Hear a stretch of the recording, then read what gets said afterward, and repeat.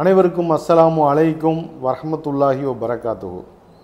ராமநாதபுரம் மாவட்டம் ஆர்எஸ் மங்கலம் முஸ்லீம் சுன்னத் வல் ஜமாத் மஸ்ஜித் சேவைக்குழு சார்பாக இன்றைக்கி ஒரு அருமையான நிகழ்ச்சி நடந்துக்கிட்டு இருக்குது. அறம் சார்ந்த சிறுகதை போட்டியில் கலந்துக்கிட்டு வெற்றி பெற்ற மாணவ மாணவிகளுக்கு பரிசு கொடுத்தல், 6ஆம் வகுப்புக்கு மேல் படிக்கக்கூடிய மாணவ மாணவிகளுக்கு ஒரு இலக்கை நிர்ணயித்தல், வாழ்க்கை திறன் பயிற்சி போன்றவற்றையெல்லாம் இன்று இங்கு நடக்குது. இதில் நானும் ஒரு வீடியோ வடிவில் உங்களோடு பேசுவதில் நான் ஒரு எல்லையற்ற மகிழ்ச்சியை அடைகிறேன். முதல்ல இந்த மஸ்ஜிது சேவை குழுவை பற்றி ஒரு சில வார்த்தைகள் சொல்லிடுறேன். மஸ்ஜிது சேவை குழு அப்படிங்கிறது நம்ம எல்லாத்துக்குமே ஒரு நடிகரை பின்பற்றுறாங்க. கேட்டால் நடிகருடைய ஸ்டைல் இது அப்படிங்கிறாங்க. இப்போ நபி ஸல்லல்லாஹு அலைஹி வஸல்லத்துக்குன்னு ஒரு ஸ்டைல் இருக்குது, அதுதான் சுன்னத். அதுதான் சாப்பிட்றது, தூங்குறது, எல்லா விஷயங்கள்லையுமே நபிகள் நாயகம் ஸல்லல்லாஹு அலைஹி வஸல்லம் அவங்களுடைய சுன்னத் இருக்குது. அதே மாதிரி இந்த சமூக சேவை செய்வதற்கும் நபி ஸல்லல்லாஹு அலைஹி வஸல்லம் சுன்னத்துக்கள் இருக்குது. அதில் என்ன சுன்னத் அப்படின்னா, நபி ஸல்லல்லாஹு அலைஹி வஸல்லம் சமூக சேவைகளை மஸ்ஜிதில் வைத்து செய்தார்கள். ஸோ அந்த சுன்னத்தை கடைபிடிக்கக்கூடிய ஒரு அமைப்பு தான் இந்த மஸ்ஜித் சேவைக்குழு. கடந்த 13 வருஷமாக மஸ்ஜிதை மையமாக வைத்து தான் மக்கள் சேவை செய்ய வேண்டும், மஸ்ஜிதின் தலைவர் தான் எம்எஸ்கே தலைவர் என்ற ஒற்றை கொள்கையோடு இன்றைக்கு 1100 மஸ்ஜிதுகளுக்கு மேலே நாங்கள் பயணித்திருக்கிறோம். அந்த வரிசையில் ஒரு 8-9 ஆண்டுகளுக்கு முன்னாடி நம்முடைய ஆர்எஸ் மங்கலத்திலையும் அந்த நிர்வாகம் மஸ்ஜித் சேவை குழுவை ஆரம்பித்து அன்று முதல் இன்று வரை மிக அழகாக அடிப்படை தேவைகளை, பல்வேறு சமூக சேவைகளை அவைகள் ஆற்றியிருக்கிறது. ஸோ அந்த வகையில் இந்த நிகழ்ச்சி சம்பந்தமாக நான் சொல்கிறது என்ன அப்படின்னா, கடந்த மாதங்களில் ஏப்ரல் மேல குழந்தைகள்லாம் ஃப்ரீயாக இருப்பாங்க. ஸோ அந்த நேரத்தில் ஒரு அறம் சார்ந்த சிறுகதை போட்டின்னு வைக்கலாம், திருக்குறளை மையப்படுத்தி வைக்கலாம், திருக்குறானை மையப்படுத்தி வைக்கலான்னு வச்சோம். ஏன் அப்படின்னா, அந்த சிறுகதை சொல்லணும், போட்டியில் கலந்துக்கணும் அப்படிங்கிறதுக்காக அவங்க திருக்குறானை படிக்கிறதுக்கு வாய்ப்பு இருக்குது, திருக்குறளை படிக்கிறதுக்கு வாய்ப்பு இருக்கிறது, அனைத்து சமூக மக்களும் அனைத்து வயதினரும் கலந்து கொள்ளலாம்னு சொல்லி வச்சுருந்தோம். அது தமிழ்நாடு பூரா அந்த செய்தி போயிடுச்சு. பட் இருந்தாலும் கூட ஆர்எஸ் மங்கலத்திலேருந்து நிறைய குழந்தைகள் கலந்துக்கிட்டாங்க. இதனால் ஆர்எஸ் மங்கலத்துக்கு நிறைய கலந்துக்கிறாங்களே, என்ன காரணம் அப்படின்னு பார்த்தா, அங்கே உள்ள ஹஜ்ரத் அவங்க எல்லா குழந்தைகளையும் மோட்டிவேட் பண்ணியிருக்கிறாங்க, என்கரேஜ் பண்ணியிருக்கிறாங்க. அதே மாதிரி ஈரோட்டில் உள்ள அல்லமீன் ஸ்கூல்லையும் பிரின்சிபால், டீச்சர்ஸ் எல்லாமே நல்லா என்கரேஜ் பண்ணி குழந்தைகளை நிறைய பேரை பங்கெடுக்க வச்சாங்க.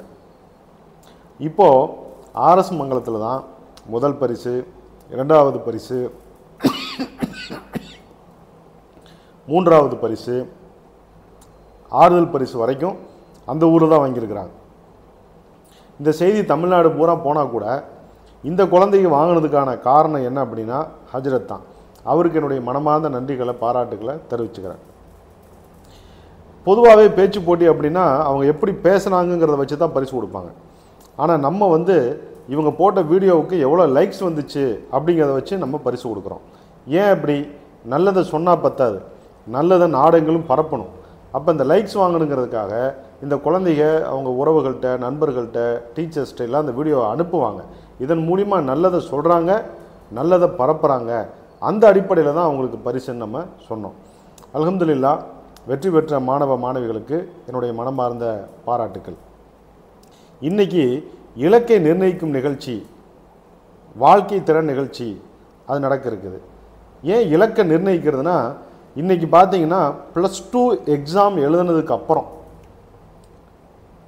எக்ஸாம் எழுதி முடிச்சாச்சு, மார்க்குக்காக காத்துட்ருக்காங்க. இந்த நேரத்தில் தான் நாம் +2க்கு அப்புறம் என்ன படிக்கலான்னு சொல்லி நாம் எல்லோரும் பல இடங்களில் பல நிகழ்ச்சி நடத்துவோம். ஆனால் உண்மையிலேயே எக்ஸாம் எழுதியாச்சு, மார்க்கும் வரப்போகுது, அதை வச்சு நமக்கு என்ன கோர்ஸ் போவோம், எங்கே படிப்போம் அப்படிங்கிறதுல நம்ம பெரிய லட்சியம் வைக்க தேவையில்லை. என்ன படிக்கலாம், என்ன படிக்கலாம், என்ன படிக்கலான்னு எல்லா ஊர்லேயும் பார்ப்பாங்க. என்ன படிக்க முடியும்? தினத்தந்தி படிக்கலாம், தினமணி படிக்கலாம், தினமலர் படிக்கலாம், வேறு எதை படிக்க முடியும்? அப்போ அந்த கடைசி கட்டத்தில் போய் முடிவெடுக்கிறது அப்படிங்கிறது பெரும்பாலும் ஒரு தவறான முடிவாக ஆகிவிடுறது. ஆனால் என்ன படிக்கணும், நம்முடைய லட்சியம் என்ன, நம்முடைய இலக்கு என்ன அப்படிங்கிறத எப்போ முடிவு பண்ணணும்னா, குழந்தை பிறந்த உடனேயே தாய் தந்தையை முடிவு செய்யணும். இந்த குழந்தையை நம்ம என்னவாக ஆக்க போகிறோம் அப்படிங்கிறது. இது 5ஆம் வகுப்பு வரை பெற்றோர்களின் லட்சியமாக இருக்கலாம். ஆனால் குழந்தை 6ஆம் வகுப்பு போயிருச்சுன்னா அது குழந்தையின் லட்சியமாக மாறிடணும். அப்போ 5ஆம் வகுப்புக்கு பிறகு 6ஆம் வகுப்பில் அடியெடுத்து வைக்கும்போது அந்த குழந்தைகள்கிட்ட என்ன திறமை இருக்கிறது, எதில் அதிகமாக ஆர்வம் இருக்கிறது என்பதை கண்டறிந்து அதற்கு ஏற்றாற்போல் அந்த குழந்தைகளை நாம் வந்து அந்த குறிக்கோளோடு அந்த லட்சியத்தோடு அந்த குழந்தைகளை பயணிக்க வைக்கணும். ஸோ அதுக்கு தான் இந்த நிகழ்ச்சி. இன்றைக்கி பார்த்தீங்கன்னா கல்வி நிறைய பேர் பார்த்துருக்கலாம். இன்றைக்கி இன்ஜினியர்னு சொல்லுவார், படிச்சிருப்பாங்க, ஜொமேட்டோவில் வேலை பார்ப்பாங்க, ஸ்விக்கியில் வேலை பார்ப்பாங்க, ஒரு கால் டாக்ஸியில் டிரைவராக இருப்பாங்க, ஸோ ரேப்பிடோ பைக் ஓட்டிக்கிட்டு இருப்பாங்க. இப்படி சின்ன சின்ன தொழில்கள் செய்கிறதெல்லாம் பார்க்குறோம். அவங்கெல்லாம் பார்த்தீங்கன்னா பிஇன்னு சொல்கிறாங்க, எம்இன்னு சொல்கிறாங்க. அதே இன்னொரு பக்கம் பார்த்தீங்கன்னா மாதம் 1 கோடி ரூபா சம்பளங்குவாங்க. மாதம் 1 கோடி ரூபா சம்பளம் வாங்கக்கூடியவங்களும் இருக்கிறாங்க. நீங்கள் என்னங்க படிச்சீங்க, அவங்களும் பிஇங்கிறாங்க. என்ன வித்தியாசம்? இந்த பிஇ எதுக்கு வித்தியாசம், அந்த பிஇ அப்படி இருக்குது அப்படின்னு சொன்னால் படித்த கல்லூரிகள் தான் வித்தியாசம். +2க்கு அப்புறம் யாருக்கு நல்ல கல்லூரிகளில் படிக்கக்கூடிய வாய்ப்பு கிடைக்கிறதோ அதை வைத்து தான் அவருடைய வாழ்க்கை அமையுது. என்ன படிக்கிறதுங்கிறத விட இப்போ எந்த கல்லூரியில் படிக்கிறோம் அப்படிங்கிறது முக்கியம். அப்போ இந்தியாவிலேயே மிகச்சிறந்த கல்லூரிகள் எது? ஐஐடி இன்ஜினியரிங் சொல்கிறேன், இந்தியன் இன்ஸ்டியூட் ஆஃப் டெக்னாலஜி. இது வந்து இந்த கல்லூரிகளில் சேர்ந்து படித்தோம்னா நிச்சயமாக நமக்கு வந்து ஒரு மிகப்பெரிய வாய்ப்பு இருக்கும்.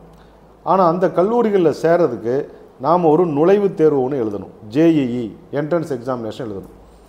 ஸோ ஜேஇஇ என்ட்ரன்ஸ் எழுதினா தான் நாம் வந்து இந்த மாதிரி கல்லூரிகளில் படிக்க முடியும். அதுக்கு அடுத்த கேட்டகரி என்ஐடி கல்லூரியில் படிக்க முடியும்.